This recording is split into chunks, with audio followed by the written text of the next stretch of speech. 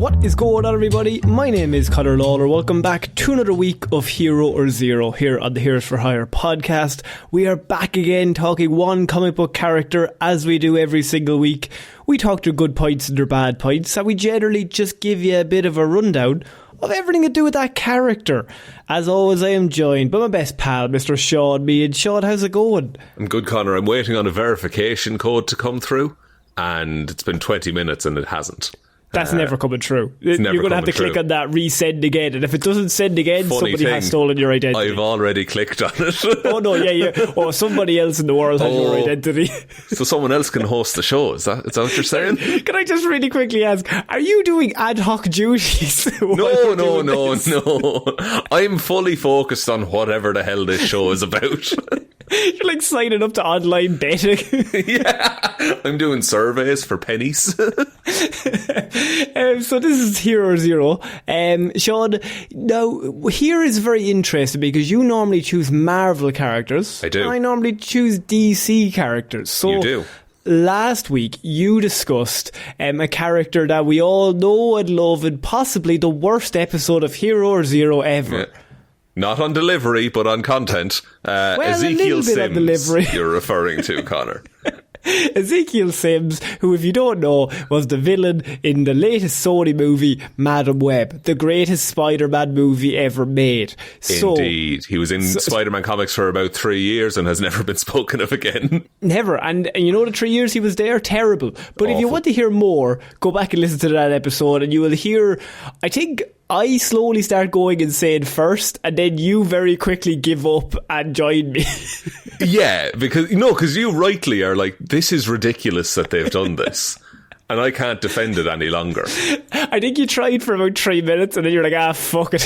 Once you start getting into, he stole spider powers, it's like, fuck this. So, I mean, low bar this week. I wanted to try and get above that. Yeah. If this is your first episode, there's no need to do anything. Don't worry about it. If this is your second or more, we would really appreciate 5 stars on Spotify, 5 stars on iTunes, just a rating, a like, a follow, whatever podcast platform that you're listening to this on. It would really help us out.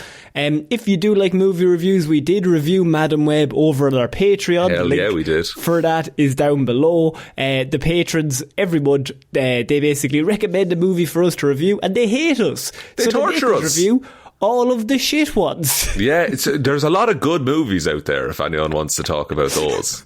They've made us review the Madam Web. We've had Morbius. Fantastic. Fantastic. Wild Mountain Time. They're not even all comic book based. No. They just choose the worst movie ever. Yeah. And they just give it to us. And you know what I mean? I respect the hustle and the hatering. The hater attitude I gotta respect. But at the same time, guys, come on. We just want good ones. Please. We can't. Even a medium one, again. I'll take. I'll take a medium one. Anything. I'll take an Iron Man 2. Yeah, it's fine, right? So if you want to get access to all those movie reviews, the Patreon link is down below. It's just Here's Fire podcast on Patreon. It's for the price of one cup of coffee a month. You get access to all those movie reviews and everything over there. But Shaun, what I decided to do for this week's Hero or Zero was we're going to do a classic Hero or Zero. And what I mean by classic is I mean one of the old classics that no longer exists. They got deleted by the ether long ago. Yeah. So what a lot of people don't know is that we basically got access. I say got access. We had a YouTube channel, right? Turns out. And we found it recently, about 2 weeks ago. Not much there. Don't worry about it. Don't go looking for it either, honestly. It's fine, right? There's nothing all there, unlisted at this point. Please don't. But there's no content over there that's extra, really. But I found all of our very, very first episodes over there. The ones we did when we were just children. Yeah, just the ones where we were just figuring this stuff out. Some would say we're still figuring it out. I would say, now. Every day's a school day, lads, you know. There's always something to know. Shaun can still improve. And me, finished article. So Conor peaked years ago, let's be honest. On the downward slope. I used to care. But because of that, I've basically got to see all of those old episodes from like 6 years ago that no longer exist on any podcast platforms, and I've been really interested in like going back over them, because there's characters there that people have asked us to do reviews on, and instead of us being like, we've already did it, because that's kind of a dickhead move, I'm like, cool, let's do it again. If it doesn't exist anymore on any platforms, then why not? It's very free real estate. It's very similar to like Disney Plus and Netflix, just deleting movies. Yeah, and then remake them again. Why not? So this is the live action version of Nightwing you're talking about. So I am going to be doing a character known as Rex Tyler this week, Shaun, otherwise known as Our Man. Oh, vague memories of this. Very vague. It was a few hours ago we talked about this, wasn't it? Many an hour ago, 5 years ago to be exact. So, I mean, a different type. Before the pandemic is when we did this. Yeah, this is a pre-COVID report. Pre-COVID report. I just do my life of before COVID at BC and AC. So Our Man, created by Ken Fitch and Bernard Bailey. First appearance was in Adventure Comics number 48 in March of 1940. So has been around golden since age. the golden age, just the prime time. And you'll know it's gonna get weird. Well, not only is it golden age, Shaun, it's JSA golden age. The Justice Society of Atlantis. Of Atlantis, or maybe America, one of them. But this was the original. I mean, there's no other really way I look at it. It's the original Justice League. So the JSA came first. They're like the amalgamation of all the heroes, and then the Justice League came in around the 60s, 50s in comic books, and they took over. But the JSA very, very famous when Hitler was around, and like Captain America was big, and very famous when Hitler was around. You know, I had a point to shut up, right? Insane sentence. It sounds insane, right? But listen to me. Captain America's punching Hitler. Yeah. The JSA and DC comic books are also punching Hitler. That's the point I was trying to make before you, I would say rudely tried to imply I'm a psychopath. Well, you are, first of all, and second of all, it implies that in every possible reality there is a Hitler. That is true, and he's always getting punched. He's always getting punched. I respect that. Rex Tyler was born in 1913, and he spent at least part of his youth in New York. Unlike a lot of his JSA peers from later on in his life, he grew up in rather humble environments. Working his way through college, he landed a job researching vitamins and hormone supplements at Bannerman Chemical. Now, Jesus, Tyler was in 1913. That's a rough gig. Well, no, he's not. He was born in 1913. Oh yeah, but so you know what I mean. 1933. Okay, early 1900s medical technology. Let's go. Tyler was a humble man, considered meek and timid by his colleagues, and he was nicknamed TikTok for his obsessive punctuality and being on time. What a weird thing to take the piss out with a man for. He turns up to work on time. Oh, what a fucking dork. Not even early, just on time. If the shift starts at 9, he arrives at 9. Hey, you fucking Here he is again. Yeah, that's I work here. Legally, I have to arrive at 9. That's how it works. A series of discoveries and accidents led him to the miraculous vitamin. So he's doing a lot of research. He's finding vitamins in the 30s, and of course he finds just cocaine. I think a lot of cocaine. I think he's on through a lot of drugs and just accidents. He comes across a miraculous vitamin, otherwise known as Miraclo. Now, in other versions, he was trying to work on an antidote to nerve gas. And he was developing an antidote to nerve gas, which I kind of prefer as an origin. And then he just so happened to just come up with this mix them all in this ratio, and then this is what came out. He found that concentrated doses of the vitamin gave him a strength and vigour to laboratory mice, several times that of normal. Taking a dose, Rex found that his strength, because of course, Shaun, he had to try it on humans because he's testing on animals. He can only test it on one human trial, one subject that he can trust. Himself. It's a classic move. He's up against it. He must know. And the boss man's coming in and he's like, we've only got another day before they pull fund and you gotta just get the make it work. Just make it work. So when he took a dose, he found that his strength, his vitality and his speed increased to superhuman levels. So basically he became kind of like Superman. Class. If he took the pills. Yeah. However, the human body could only process the Miraclo for 1 hour at a time. After which the subject is left weakened and returns to the normal human strength levels, but probably a bit more tired. It's genuinely cocaine. I think this was just all. It's all subliminal for cocaine. He gets a boost of energy for about an hour and then crashes real hard. So if you wanted to put another phrase on it, a bump. He takes a bump and he has a bit of a buzz. Yeah, keeps him going. The party seems pretty good for about 60 minutes. Yeah. Then after that, oh my God, it gets rough. Then after that, the sadness starts to creep in and you really need another bump to keep it going, right? And it's the 30s, so it's fine. It's fine. So he basically decides that his Miraclo-induced ability should be used for good purposes. With great power comes great responsibility, and with great cocaine comes more superpowers. So he's ready to go. More cocaine equals more superpowers. You've heard it here first. That's folks. how you know. In 1930s, not now. They changed they changed the formula. They changed the formula. Now it's bad for you. You can't prove that 1930s cocaine didn't give people superpowers. Okay, I'm going to hit you with a situation. Someone discovers 1930s cocaine perfectly preserved. Are you giving it a try?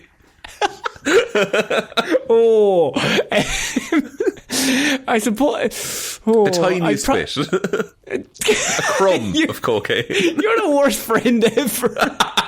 It'd be really cool if you did it. You're my cool gang if you did, man. Come on, everyone's done it, man.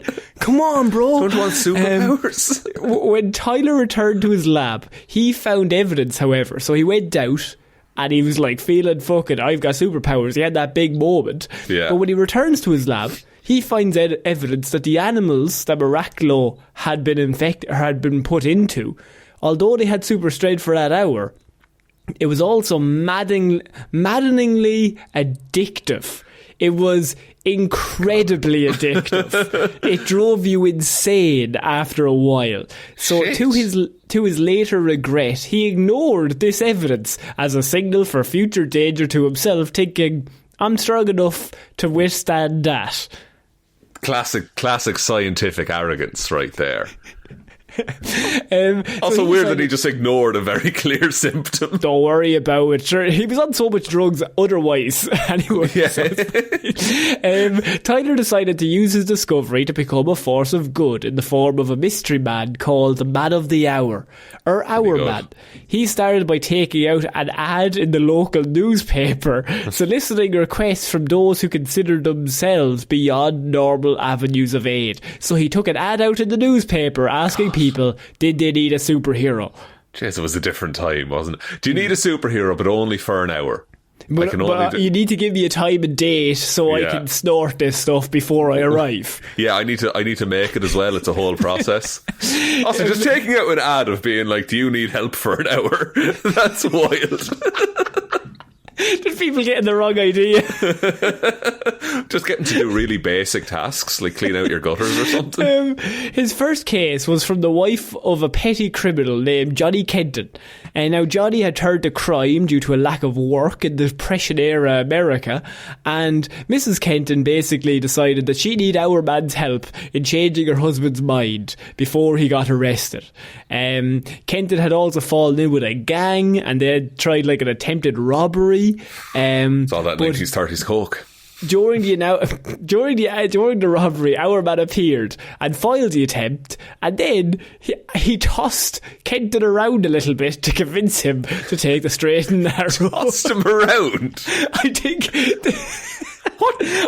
I think it's either phrasing of just he beat the shit out of Kenton until Kenton was probably in tears thinking, yes, please God, I will stop doing crimes. Yeah, or like he roughed him up a little bit, like Yeah, probably an easier way of saying it. Yeah, not enough to put him in hospital, but enough to scare him. No, enough to break his legs and his arms, but not enough to kill him. He Batmaned him. He Batmaned him, of course. Yeah, he did the old Dark Knight technique: paralyse but don't kill. Drop off a semi-high building. Our man released Kenton, who returned to his life of law and order, and all was saved. Our man's first great success. He's a hero. He just beat up a man. He just beat up a normal man. I can't stress enough, he's super strength. Yeah, that's like Superman kicking the shit out of you for a bit. He can fly, he's got super strength, super speed, like he's fucking invincible for an hour, and he uses that hour just beating up a regular guy. What if the hour wears off while he's flying? Then he falls to his death. What a way to go. This case also caused him to cross paths with the Golden Age Sandman, who was pursuing a case of his own. Wesley Dodds? I think Wesley Dodds, but it might be the Golden Age Sandman, so it might not be Wesley. Even earlier, you say. So our man's reputation began to grow at this point, and he encountered a number of adversaries. Several doctors, weirdly, when I was doing research. It was all like he had Stop doing cocaine. They're all doctors. There was Dr. Todd, or Tog. He was a criminal geneticist. Dr. Dark, a master of robotics. For some reason, he just pursued scientifically, bent scientists that are smart people, and then I think it's kind of like Dr. Fate was pursuing mystical people, so he's pursuing smart people who turn to the dark side. It's like because he's a good scientist and he wants to stop. He's one of the good ones who's fucking high as a kite. The other ones, bad ones. They're on drugs, but bad ones. I gotta test it on myself. In 1940, our man was selected by Dr. Fate to aid in the defeat of the Valkyries, summoned by Adolf Hitler's use of the Spear of Destiny. That's a full story, but in reality it just means he was summoned to World War II to punch Adolf Hitler, which I think fantastic. Great storyline. You love to see it come up. Had I said that in one of my reports, I would have gotten absolutely rinsed. I just want that on the record. The golden age, though, right? Look, the golden age, everyone is on drugs, right? I cannot stress enough. This case led to the formation of the Justice Society of America, very famous, of which our man was a charter member. And he served in good standing for about a year on the team. In good standing, you say? In good standing. But the 2 years of regular Miraclo use was taking its toll, Shaun. The addictiveness of it, of course. And he had to request a leave of absence. And he spent that time after he left. He spent several months working on an improved application of Miraclo. He used black light. He used black light to activate the Miraclo residue already present in his cells, instead of having to take new Miraclo every single time. Oh, okay. So it's like part of him now, and the light activates it. I think they probably had complaints about the very obvious link. Yes. So I think they were like, oh, it was in him all along, it's in his cells. But in another way, it's like he's taken so many drugs, they're now part of him, and he can kind of make use of them. Like those lads who let themselves get bit by snakes so often that they're now immune to snake poisons. Yeah. And he needs a black light to get the residue going inside him. Now, within this, weirdly, while I was doing my research, through circumstances that I couldn't really find any information on, he hung up his cowl in 1943, right? Just had enough. just randomly, right? And I read everywhere, and just in canon, he just hung up his cowl. I think they went to rewrite it back as he was very on the wagon, and he didn't want to go back into it. If he wanted to keep being a superhero, he'd have to keep taken Miraclo or something. Yeah, exactly.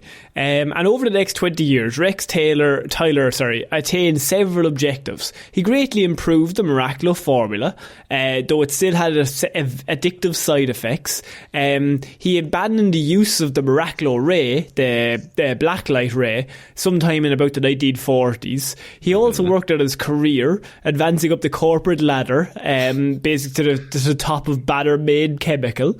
But however, by 1962 is when he comes back in. He becomes active again. Along with some of his costume comrades, he participated in the first contact between the JSA and the Justice League of America. Oh, cool. They did that storyline where they came together and they brought Our Man back into the fold in comic books because they were like, let's get the original crew back. Yeah, and he was like a founding member. Yeah.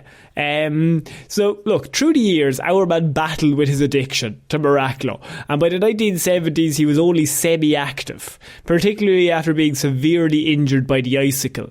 Instead, he devoted his time to Tyler Chemicals and the raising of his rebellious son. So he has a son at this point. He's like, I'm semi-retired, I come out if you have a big bad, but otherwise don't call me. I've got like a family and I've got my own thing kids going on here. And then it's like, you son of a bitch, I'm in. Yeah, one last job. In one case, he donned the costume for a final battle with a recurrent adversary, Dr. Cobalt. Of course, always a doctor. Don't ask any questions. He'll only fight a man with a PhD. Yeah, he's very selective. He arrested Cobalt's henchmen, and Cobalt's henchmen, by the way, are Jimmy McIntyre and Billy McIntyre. The McIntyre boys. The McIntyre boys.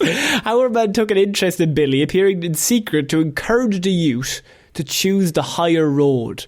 So he's like, you can be better. You can be more than me, an old man who's clearly still addicted to stuff. Do you have any, by the way? Do you have any drugs? These experiences shaped Billy's decision to become the hero known as Triumph when he reached adulthood. So he kind of is like an inspiration. That's nice. I like when there's like golden age, not even passing the torch, but just inspiring characters. Yeah. In the 1980s, this is many years later, but the problem with the JSA is that they don't really age. So there's like a weird thing where people in the JSA never really age that much, and Our Man in particular kind of age, like 40 years have passed in real life, but maybe like 15 years have passed in comic books. It's that sliding time scale thing that they have. Yeah, it's very strange. So he's still like 45 at this stage. So he's still like fit and active. He's not like, he should be like about 70, but he's not. So in the 1980s, when his son was grown up, Our Man began to make more frequent appearances again.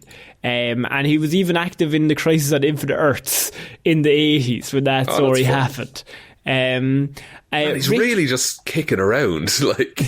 Yeah, his son Rick even designed a costume and became the new Our Man later on, carrying on the legacy. Rick Tyler, good name. Rick Tyler's a strong name, so he was the new Our Man later on. So we're doing Rex here because he's the original, but Rick is obviously the one that follows him. And when the JSA came back a few years later, Rick had given up the role of Our Man because he had apparently gotten some blood cancer.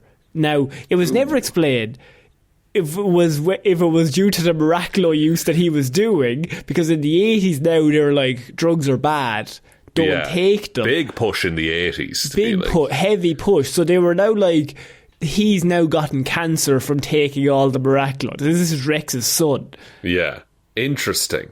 Fuck, that's really dark, by the way. Yeah, and Our Man then himself gave up on the Miraclo and attempted to find some solace in a drug addicts therapy group. So they like went fully in on it. So obviously in the golden age, it's all fun and games. Yeah. And as it gets further, like, actually, you know what? This is like super obviously, clearly a drug metaphor. We should probably address this. This is real bad, right? So one of Tyler's former colleagues in the All-Star Squadron, the super speedster Johnny Quick, who...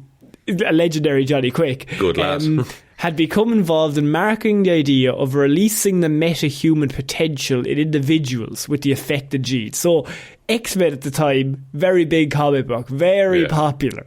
DC are looking at that and they're like, we have a meta-human gene that we can get out of people. And it arrives around puberty in times of stress. It's weird. It's so weird. It's always been there.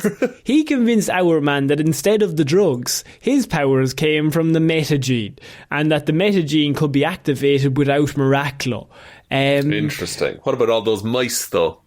This is kind of how they got around it, because they got rid of the Miraclo out of his story, and instead he kind of has like a Shazam thing at this point, where when he shouts "Man of the Hour," he gets to have all of his strength, speed, and endurance without the drug. Now, the thing is, I think it goes for longer than an hour at this point, but I think I couldn't really nail it down the specific time, but I couldn't work out if it was all time or if it's kind of like a Shazam thing where when he says "Man of the Hour," he gets superpowers, and then when he says another phrase, it goes away. Interesting. Okay, so he's just... I know why they did it. It's kind of less interesting. Yeah. And it's less of a sacrifice that he has to make every time. Yeah, now at this point, because they rewrote him, he came back into the JSA one more time for like one final run during the crisis. One final job. One final fight, and you can see where this is going, because him and Dr. Midnight went to engage a villain called Extant in hand-to-hand combat. Extant aged them both up swiftly and dramatically. Oh, that's rad. To the correct chronological ages. Fuck. So he just became 80? Yeah. Like, in an instant. He would have been even more at this stage, because it doesn't really... Actually, no, he probably would have been 70 something, but I think it's actually said that he gets aged up to his chronological age, and he keeps aging rapidly after that as well. Oh, right? Shit. Yeah, our man dies almost immediately from the strain, because it's like the guy at the end of The Last Crusade who drinks from the wrong chalice. Just exactly. Skeletoned immediately. And he's laid to rest amongst all the other slain members of the Justice Society after the Crisis on Infinite Earth storyline. So that's how he passes away in battle during the crisis. It's kind of cool. And his son takes over the mantle, and then after that, there's an android that becomes our man at one point as well. There's several our men afterwards. Yeah, but he was the first. It's cool that you see his essentially his birth and death across the comics, basically in real time once he's sped up at the end. Exactly. Rex Tyler, in terms of personality, he's fairly normal before it, and then he enjoys the role of our man, except he turns the blind eye to the addictive effects. And in his later years, his focus is mostly on rebuilding his relationship with his son and battling the side effects of the drug. See, that feels like a super modern story to tell. Yeah. It's mad that came out when it did. Yeah, and because of Tyler's on-again, off-again battle with Miraclo and his efforts to obtain prominence as a chemist in his civilian life, our man never attained quite the legendary status that the other JSAers enjoyed, because he was always battling amongst himself to stay on the straight and narrow. But if he was on the straight and narrow, then he isn't technically part of the JSA. Yeah. So, and also he wants to succeed as a civilian as well, where a lot of the other are come from money or just are born with the powers, and they are just heroes full time. Yeah, if you're just born that you can you've got laser eyes or you can fly or some shit, that's cool. But he needs to take this to keep up with them. But every time he takes it, he falls further and further into the addictive stuff. Have you watched The Boys by any chance? It's like that thing in The Boys. Very similar to that thing in The Boys. In terms of powers and abilities, he's got unique physiology. Sometimes Rek could reinforce residues of the Miraclo pill contained in his body and access its effects. So if he has residues of the pill in his body, he can still access that. Then at some points he was reciting the mantra "Man of the Hour" as well, and a Shazam thing. In terms of just generally, I just always see him as he's a normal guy. Then he takes this, then he becomes superpowered for 60 minutes. So you got 60 minutes to solve the problem. In terms of abilities, he's got obviously chemistry and biology, aviation. And he's got all of the superhuman strength, superhuman durability, superhuman stamina, superhuman speed, and aquatic adaptation. He can even breathe underwater while he takes it. So he's supremely powerful for 60 minutes. For 60 minutes, he's probably one of the most powerful comic book characters. It's kind of a good way to add tension to a story as well, in that like you are on the clock as soon as you start. Yeah, so if you can hold them off for 60 minutes, if you're the bad guy, and you if he takes it, you just need to hold him out for an hour and then you win. Unless he's probably going to take another one, but then he'll just keep taking them over and over again until he wins, I suppose. But the more he takes, the more addicted he gets. Yeah, and the more if it does wear off, he has a worse hangover the next day. I think he's such an interesting character because, as you said, it's such a modern way to look at it. You could really tell that story now, that instead of being the pill being addictive, it's not addictive in terms of the powers. I think a much cooler way to look at it is he's in this team of superheroes and he's a normal guy and he becomes addicted to fitting in with everybody else, and he becomes addicted to wanting to help people, but it's a battle with himself. He wants to help people, but the more he helps people, the more he destroys himself. And the tragedy is that if he just focused on being an amazing chemist, he could probably find cures to help people that way. But he everyone starts off at a 10 and he starts off at a 7, and he's I need to take this to get to the 10 to fit in with them. But 7 is fine. 7's great. 7's grand. 7's grand. In terms of weaknesses, it just has the 60-minute time limit, and it burns itself out. And the waste toxins generated need to be eliminated in the bloodstream over about a 24-hour period. So you do only get 1 hour a day. So and then it has to, because otherwise those toxins will build up and kill you, presumably. Yes. That's wild. That's such a modern character from the golden age. It's mad that came out. A super cool character that never really gets talked about. And I think as a character, he appears in the Legends of Tomorrow show, and I think he appeared a little bit in Batman Brave and the Bold and stuff. But in terms of people just knowing who he is, I don't think a lot of people do. He doesn't have that mainstream kind of celebrity. Even when I think of the JSA, I don't think of him. I do think of Johnny Quick and I do think of several of other members, but he doesn't really pop up if you think of the original crew. Yeah. I like that as well, though. He's just kind of always been there and never celebrated, even in our world. Pretty cool. I hope you liked our man, Shaun. Very good report, Conor. Definitely better than when we did it 5 years ago. 100%. Would you like me to take us out? Yeah, why not? Thank you everyone for listening to this episode of Hero or Zero. We will be back on Wednesday with Weird News Wednesday, and then next Friday with another episode of Hero or Zero. Big thank you to everyone over on Patreon who supports the show. We really couldn't do it without everyone over there, so thank you very, very much for your support. Patreon.com/Heroes for Hire podcast if you want to check us out there. There is also the merch store, heroesforhire.ie/shop. Twitter is at Heroes for Hire pod, the 4 is the number 4. Facebook is Detective Divilment's discussion group. Instagram is Heroes for Hire podcast. And the best way to ever help out the show is to tell one human being that we exist. Just a what, please? And I think that's about it, Conor. I think so. So I've been Conor Lorraine. I've been Shaun Meehan. I shall see you all next week, guys. Bye.